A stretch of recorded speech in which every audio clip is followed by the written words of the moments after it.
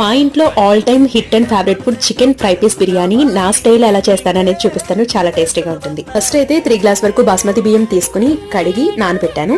ఒక గిన్నెలో oil add చేసి 1 స్పూన్ నెయ్యిని యాడ్ చేసి బిర్యానీ సరుకుని యాడ్ చేసి ఉల్లిపాయలు, పచ్చిమిర్చి, టమాటోస్ కూడా యాడ్ చేసి బాగా ఫ్రై చేసుకోవాలి. తర్వాత ఇందులోనే అల్లం వెల్లుల్లి పేస్ట్, గుప్పెడు పుదీనా, అలాగే చికెన్ పీసెస్ ని యాడ్ చేసి బాగా ఫ్రై చేసుకోవాలి. ఉప్పు, కారం, పసుపు కూడా యాడ్ చేసి ఇందులో ధనియాల పొడి, గరం మసాలా పొడి యాడ్ చేసుకుని 1 కప్పు పెరుగు వరకు యాడ్ చేసుకుని దగ్గర పడిన తర్వాత ఇప్పుడు 3 గ్లాసుల బాస్మతి బియ్యం, 6 గ్లాసుల వరకు వాటర్ ని యాడ్ చేసుకోవాలి.